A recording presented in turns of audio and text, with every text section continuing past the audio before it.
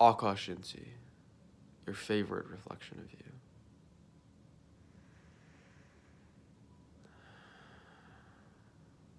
I got about 3 hours of yoga in today, and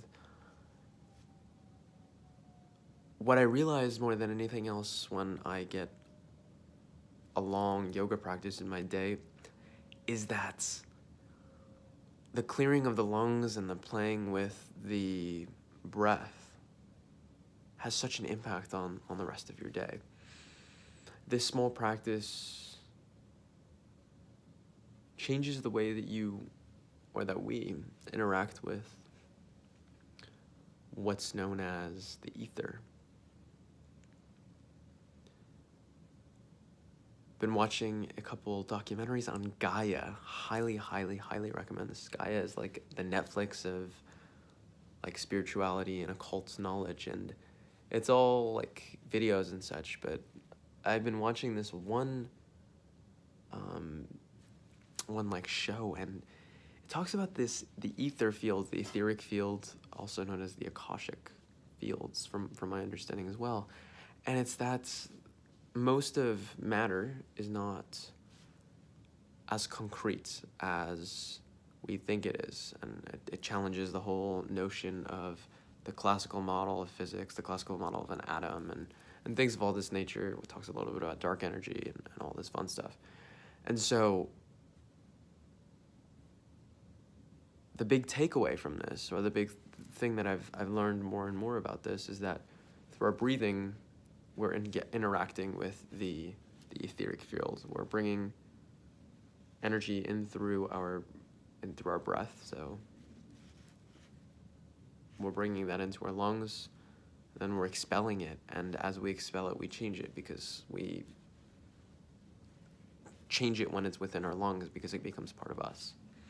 So it's really, really interesting and incredible to me to just get this better understanding. But not only that,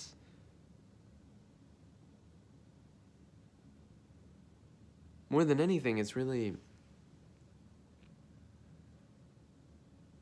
becoming more conscious and aware of the way that we communicate, and the way that I communicate, not necessarily only in the words that I use, but in the tonality that I'll use.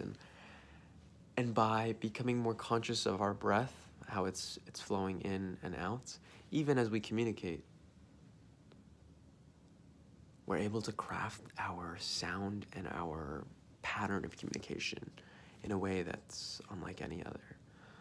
So I'm reading Principles right now by Dalio, and you guys, I'm sure if you've been following me for a little bit, you know how much I love Dalio. I post about him just about every day.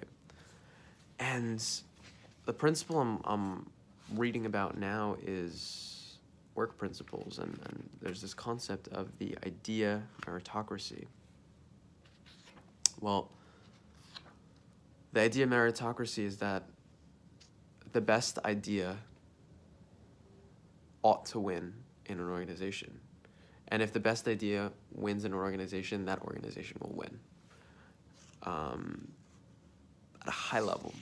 And so he talks about how does one set up an idea meritocracy? What are the rules for it, and so on and so forth, and